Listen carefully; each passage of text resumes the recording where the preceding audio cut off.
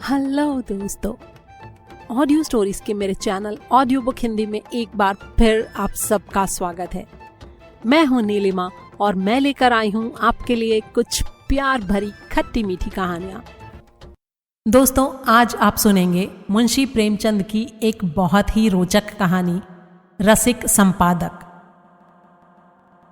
नवरस के संपादक पंडित चोखेलाल शर्मा की धर्मपत्नी का जब से देहांत हुआ है, आपको स्त्रियों से विशेष अनुराग हो गया है और रसिकता की मात्रा भी कुछ बढ़ गई है। पुरुषों के अच्छे अच्छे लेख रद्दी में डाल दिए जाते हैं, पर देवियों के लेख कैसे भी हों तुरंत स्वीकार कर लिए जाते हैं और बहुधा लेख की रसीद के साथ लेख की प्रशंसा कुछ इन शब्दों में की जाती है। आपका लेख पढ़कर दिल थाम कर रह गया, अतीत जीवन आंखों के सामने मूर्तिमान हो गया, अथवा आपके भाव साहित्य सागर के उज्जवल रत्न हैं जिनकी चमक कभी कम न होगी, और कविताएं तो हृदय की हिलोरें, विश्ववीणा की अमर तान, अनंत की मधुर वेदना, निशा का नीरव गान होती थीं। प्रशंसा के साथ दर्शन की उत्कट अभिलाषा भी प्रकट की जाती थी। यदि आप कभी इधर से गुजरें तो मुझे ना भूलिएगा। जिसने ऐसी कविता की सृष्टि की है उसके दर्शन का सौभाग्य मुझे मिला तो अपने को धन्य मानूंगा। लेखिकाएं अनुरागमय प्रोत्साहन से भरे पत्र पाकर फूली न समाती। जो लेख अभागे भिक्षुक की भांति कितने ही पत्र पत्रिकाओं के द्वार से निराश लौट आए थे, उनका यहां इतना आदर। पहली बार ही ऐसा संपादक जन्मा है जो गुणों का पारखी है, और सभी संपादक अहमन्य है, अपने आगे किसी को समझते ही नहीं है। जरा सी संपादकी क्या मिल गई, मानो कोई राज्य मिल गया। संपादकों को कहीं सरकारी पद मिल जाए तो अंधेर मचा दें। वो तो कहो सरकार इन्हें पूछती नहीं। उसने बहुत अच्छा किया जो ऑर्डिनेंस पास कर दिए, और स्त्रियों से द्वेष करो, ये उसी का दंड है। ये भी संपादक ही हैं, कोई घास नहीं छीलते, और संपादक भी एक जगत विख्यात पत्र के। नवरस सब पत्रों में राजा है। चोखेलाल जी के पत्र की ग्राहक संख्या बड़े वेग से बढ़ने लगी। हर डाक से धन्यवादों की एक बाढ़ सी आ जाती और लेखिकाओं में उनकी पूजा होने लगी। ब्याह, गौना, मुंडन, छेदन, जन्म मरण के समाचार आने लगे। कोई आशीर्वाद मांगती, कोई उनके मुख से सांत्वना के 2 शब्द सुनने की अभिलाषा करती, कोई उनसे घरेलू संकटों में परामर्श पूछती, और महीने में 10-5 महिलाएं उन्हें दर्शन भी दे जाती। शर्मा जी उनकी आवाई का तार या पत्र पाते ही स्टेशन पर जाकर उनका स्वागत करते, बड़े आग्रह से उन्हें एक आध दिन ठहराते, उनकी खूब खातिर करते।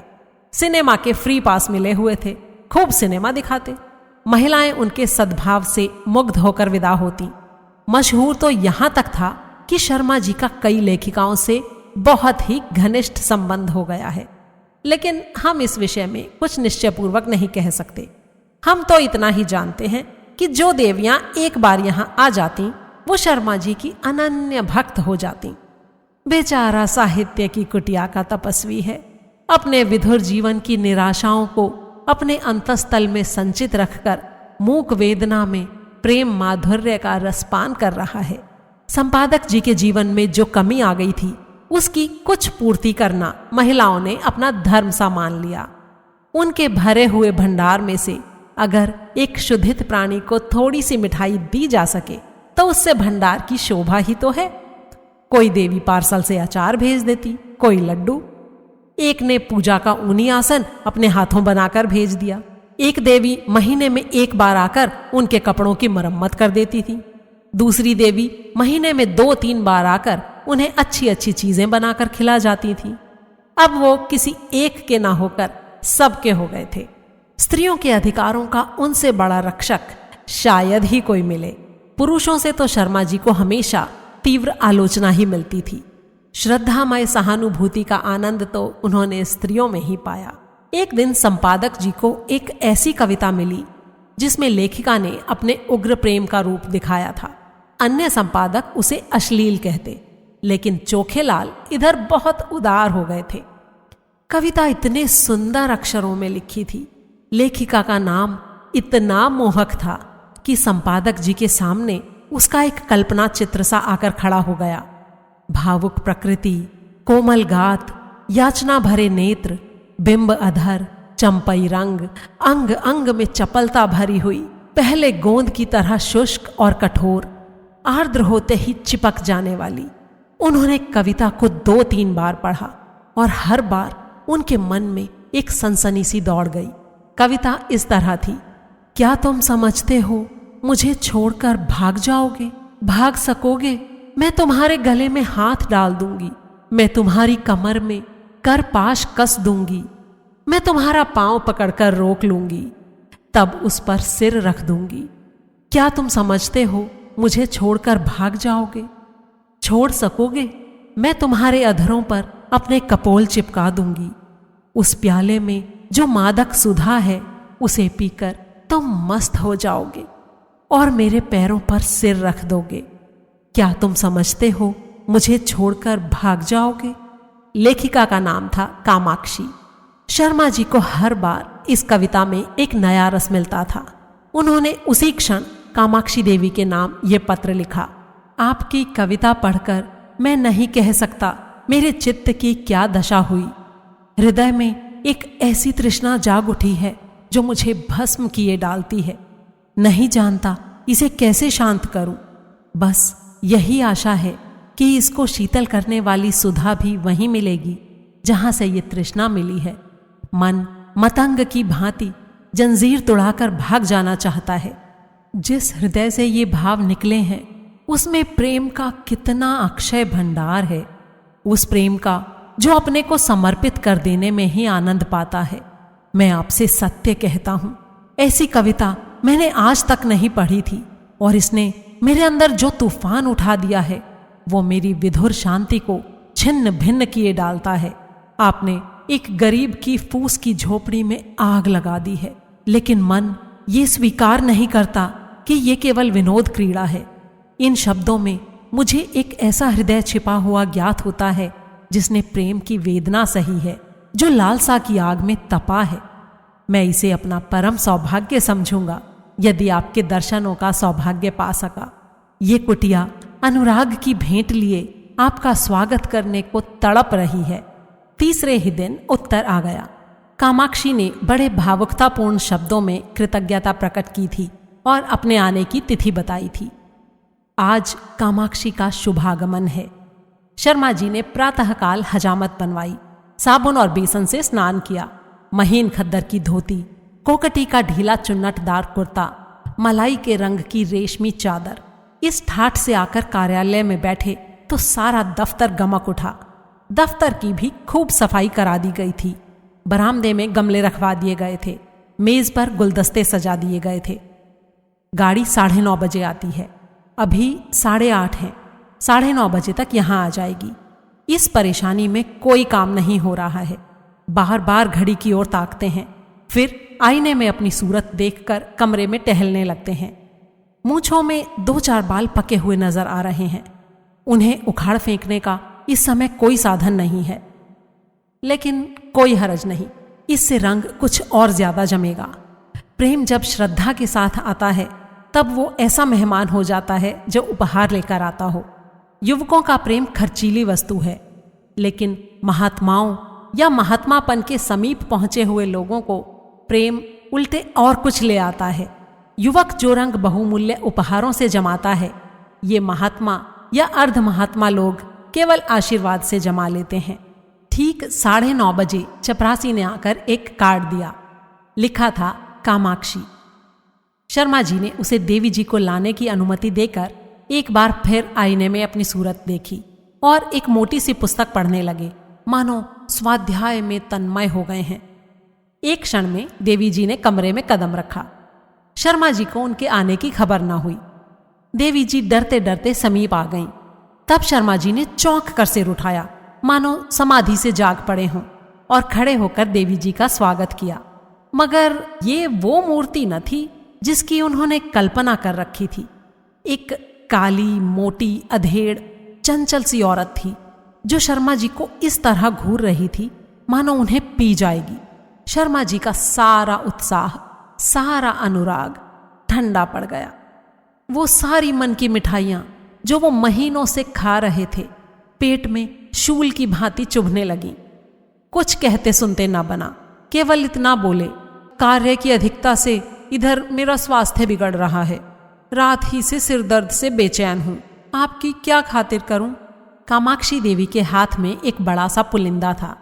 उसे मेज पर पटक कर रुमाल से मुंह पोंछकर मृदु स्वर में बोली, ये तो आपने बड़ी बुरी खबर सुनाई। मैं तो एक सहेली से मिलने जा रही थी, सोचा रास्ते में आपके दर्शन करती चलूं। लेकिन जब आपका स्वास्थ्य ठीक नहीं है तो मुझे यहाँ कुछ दिन रहकर आपका स्वास्थ्य सुधारना पड़ेगा। मैं आपके संपादन कार्य में भी आपकी मदद करूंगी। आपका स्वास्थ्य स्त्री जाति के लिए बड़े महत्व की वस्तु है। आपको इस दशा में छोड़कर अब मैं नहीं जा सकती। शर्मा जी को ऐसा जान पड़ा जैसे उनका रक्त प्रवाह रुक गया है, नाड़ी छूटी जा रही है। इस चुड़ैल के साथ रहकर तो जीवन ही नरक हो जाएगा। चली हैं कविता करने, और कविता भी कैसी, अश्लीलता में डूबी हुई। अश्लील तो है ही, बिल्कुल सड़ी हुई गंदी। एक सुंदरी युवती की कलम से वो कविता काम बाण थी, इस डायन की कलम से तो वो परनाले का कीचड़ है। मैं कहता हूं इसे ऐसी कविता लिखने का अधिकार ही क्या है। ये क्यों ऐसी कविता लिखती है, क्यों नहीं किसी कोने में बैठकर राम भजन करती। आप पूछती हैं मुझे छोड़कर भाग सकोगे। मैं कहता हूं आपके पास कोई आएगा ही क्यों, दूर से ही देखकर न लंबा हो जाएगा। कविता क्या है जिसका सिर न पैर, मात्राओं तक का इसे ज्ञान नहीं है और कविता करती है। कविता अगर इस काया में निवास कर सकती है तो फिर गधा भी गा सकता है, ऊंट भी नाच सकता है। इस रांड को इतना भी नहीं मालूम कि कविता करने के लिए रूप और यौवन चाहिए, नजाकत चाहिए, नफासत चाहिए। भूतनी सी तो आपकी सूरत है, रात को कोई देख ले तो डर जाए, और ऊपर से उत्तेजक कविता लिखती हैं। कोई कितना ही शुद्धातुर हो तो क्या गोबर खा लेगा, और ऊपर से चुड़ैल इतना बड़ा पोथा लेती आई है, इसमें भी वही परनाले का गंदा कीचड़ होगा। उस मोटी पुस्तक की ओर देखते हुए उन्होंने कहा, नहीं नहीं, मैं आपको कष्ट नहीं देना चाहता। वो ऐसी कोई बात नहीं है, 2-4 दिन के आराम से ठीक हो जाएगा। आपकी सहेली आपकी प्रतीक्षा करती होंगी। आप तो महाशय जी संकोच कर रहे हैं। मैं 10-5 दिन के बाद भी चली जाऊंगी तो कोई हानि न होगी। इसकी कोई आवश्यकता नहीं है देवी जी। आपके मुंह पर तो आपकी प्रशंसा करना खुशामद होगी, पर जो सज्जनता मैंने आप में देखी वो कहीं नहीं पाई। आप पहले महानुभाव हैं जिन्होंने मेरी रचना का आदर किया, नहीं तो मैं निराश ही हो चुकी थी। आपके प्रोत्साहन का ये शुभ फल है कि मैंने इतनी कविताएं रच डाली। आप इनमें से जो चाहे रख लें। मैंने एक ड्रामा भी लिखना शुरू कर दिया है, उसे भी शीघ्र ही आपकी सेवा में भेजूंगी। कहिए तो 2-4 कविताएं सुनाओ। ऐसा अवसर मुझे फिर कब मिलेगा। ये तो नहीं जानती कि कविताएं कैसी हैं, पर आप सुनकर प्रसन्न होंगे। बिल्कुल उसी रंग की हैं। उसने अनुमति की प्रतीक्षा न की, तुरंत पोथा खोलकर एक कविता सुनाने लगी। शर्मा जी को ऐसा मालूम होने लगा जैसे कोई भिगो भिगो कर जूते मार रहा है। कई बार उन्हें मतली आ गई, जैसे 1000 गधे कानों के पास खड़े अपना स्वर अलाप रहे हों। कामाक्षी के स्वर में कोयल का माधुर्य था, पर शर्मा जी को इस समय वो भी अप्रिय लग रहा था। सिर में सचमुच दर्द होने लगा। ये गधी टलेगी भी या यूं ही बैठी सिर खाती रहेगी। इसे मेरे चेहरे से भी मेरे मनोभावों का ज्ञान नहीं हो रहा है। उस पर आप कविता करने वाली हैं। इस मुंह से तो महादेवी या सुभद्रा कुमारी की कविताएं भी घृणा ही उत्पन्न करेंगी। आखिर उनसे रहा न गया। बोले, आपकी रचनाओं का क्या कहना, आप ये संग्रह यहीं छोड़ जाएं, मैं अवकाश में पढ़ लूंगा। इस समय तो बहुत सा काम है। कामाक्षी ने दयार्द्र होकर कहा, आप इतना दुर्बल स्वास्थ्य होने पर भी इतने व्यस्त रहते हैं, मुझे आप पर दया आती है। आपकी कृपा है, आपको कल अवकाश रहेगा। जरा मैं अपना ड्रामा सुनाना चाहती थी। खेद है, कल मुझे जरा प्रयाग जाना है, तो मैं भी आपके साथ चलूं। गाड़ी में सुनाती चलूंगी। कुछ निश्चय नहीं किस गाड़ी से जाऊं। आप लौटेंगे कब तक, ये भी कोई निश्चय नहीं। इसके बाद वे टेलीफोन उठाकर बोले, हेलो, नंबर 771। कामाक्षी ने आधा घंटे तक उनका इंतजार किया, मगर शर्मा जी एक सज्जन से ऐसी महत्व की बातें कर रहे थे जिसका अंत ही न होने पाता था। निराश होकर कामाक्षी देवी विदा हुई और शीघ्र ही फिर आने का वादा कर गईं। शर्मा जी ने चैन की सांस ली और उस पोथे को उठाकर रद्दी में डाल दिया और जले हुए दिल से अपने आप से ही कहा, ईश्वर न करे कि फिर तुम्हारे दर्शन हो। कितनी बेशर्म है, कुलटा कहीं की। आज इसने सारा मजा किरकिरा कर दिया। फिर उन्होंने मैनेजर को बुलाकर कहा, कामाक्षी की कविता नहीं जाएगी। मैनेजर ने स्तंभित होकर कहा, फॉर्म तो मशीन पर है, कोई हर्ज नहीं, फॉर्म उतार लीजिए। बड़ी देर होगी साहब, होने दीजिए, वो कविता नहीं जाएगी। दोस्तों, ये कहानी आपको कैसी लगी, इसके बारे में अपनी राय कमेंट बॉक्स में मेरे साथ शेयर करना ना भूलें। जल्दी ही एक और नायाब कहानी के साथ आपसे फिर मुलाकात होगी। तब तक के लिए अलविदा।